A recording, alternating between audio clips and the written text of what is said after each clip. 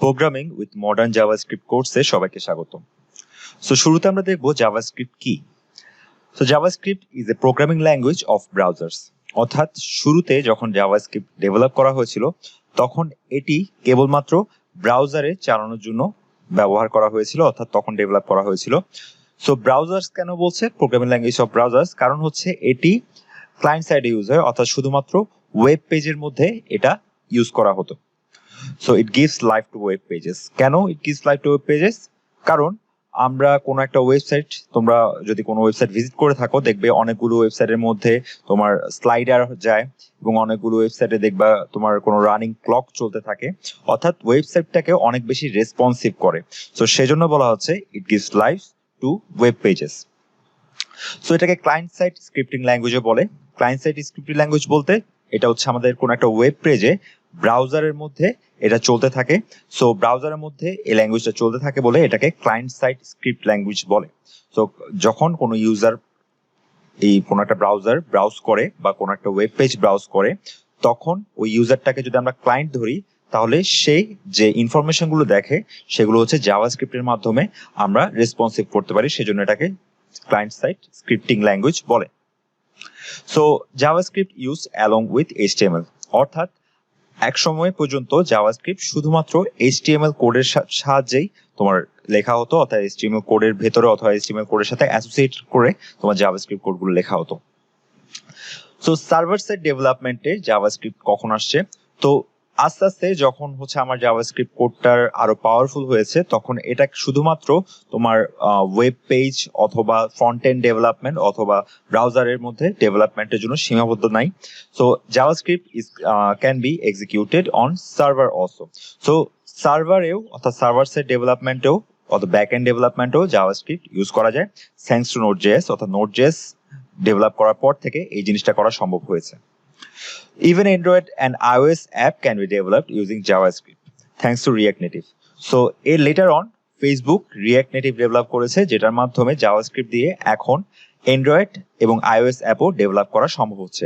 So বুঝতে পারছো JavaScript এখন শুধুমাত্র ওয়েব পেজকে রেসপন্সিভ করার জন্য ইউজ করা হয় না, জাভাস্ক্রিপ্ট দিয়ে একটা কমপ্লিট ওয়েবসাইট ডেভেলপ করা যায় এবং একটা মোবাইল অ্যাপও ডেভেলপ করে ফেলা যায়। তো জাভাস্ক্রিপ্ট ভার্সন নিয়ে আমরা এখন কথা বলবো। সো জাভাস্ক্রিপ্টের ভার্সনগুলো একটা জাভাস্ক্রিপ্ট কমিউনিটি দ্বারা মেনটেন করা হয়। সো প্রথম যেই স্ট্যান্ডার্ড ভার্সনটা রিলিজ হয়েছিল জাভাস্ক্রিপ্টের সেটা হচ্ছে ECMAScript 1, যেটা 1997 সালে রিলিজ হয়েছিল এবং এরপর বছরের পর বছর অনেকগুলো ভার্সন রিলিজ হয়েছে এবং তার মধ্যে উল্লেখযোগ্য একটা ভার্সন হচ্ছে ECMAScript 2015, যেটাকে ECMAScript 6ও বলে, আরো শর্টকাটে ES6 বলে। সো এটা হচ্ছে সিগনিফিক্যান্ট একটা জাভাস্ক্রিপ্টের ভার্সন। কেন? কারণ এখানের মধ্যে অনেকগুলো প্রোগ্রামিং ফিচার, নতুন ফিচার জাভাস্ক্রিপ্টে অ্যাড করা হয়েছে। এভাবে প্রতি ভার্সনে জাভাস্ক্রিপ্টে কোনো না কোনো ফিচার অ্যাড করা হয়। আমরা ES6 নিয়ে আলাদা করে একটা লেসন আমাদের এই কোর্সে দেখব। Who can take this course? এই কোর্সটা কাদের জন্য?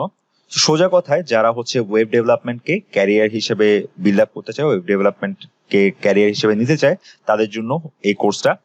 যার কোনো ধরনের কোনো প্রোগ্রামিং ল্যাঙ্গুয়েজ আগে থেকে কোনো আইডিয়া নেই, কোনো প্রোগ্রামিং এর আইডিয়া নেই, সে এই কোর্সটা ইজিলি নিতে পারবে। কারণ এটা আমরা এমন ভাবে অ্যাজিউম করে বানিয়েছি যে যার কোনো প্রোগ্রামিং ল্যাঙ্গুয়েজে আগে কোনো এক্সপিরিয়েন্স নেই সেও যাতে প্রত্যেকটা টপিক ইজিলি বুঝতে পারে।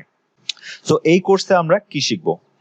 এই কোর্সে বেসিক্যালি আমরা ফান্ডামেন্টালস অফ জাভাস্ক্রিপ্ট, অর্থাৎ একটা জাভাস্ক্রিপ্ট ল্যাঙ্গুয়েজের আমরা যে ফান্ডামেন্টাল বেসিক টপিকগুলো আছে এগুলো আমরা এখানে শিখবো। এরপর আমরা অবজেক্ট ওরিয়েন্টেড প্রোগ্রামিং শিখবো, কিভাবে জাভাস্ক্রিপ্টের মাধ্যমে আমরা অবজেক্ট ওরিয়েন্টেড প্রোগ্রামিং করতে পারি। ডকুমেন্ট অবজেক্ট মডেল সম্পর্কে আমরা জানবো, অর্থাৎ একটা HTML ডকুমেন্টকে কিভাবে আমরা জাভাস্ক্রিপ্ট দিয়ে ম্যানিপুলেট করতে পারি সেটা আমরা দেখবো। রেগুলার এক্সপ্রেশন সম্পর্কে জানবো, এরর হ্যান্ডলিং সম্পর্কে জানবো। এরপর জাভাস্ক্রিপ্টের মাধ্যমে অ্যাসিনক্রোনাস প্রোগ্রামিং কিভাবে করতে হয়, কিভাবে প্রমিসেস নিয়ে কাজ করতে হয় সেটা আমরা এক্সাম্পল দেখবো। এরপর আমরা এজাক্স আর ফেচ এপিআই নিয়ে কাজ করব। এরপর আমরা ECMAScript 6 এবং অথবা ES6 নিয়ে আলাদা একটা সেকশনে অথবা আলাদা একটা লেসনে আমরা এর নতুন ফিচারগুলো নিয়ে একটা আলোচনা করব।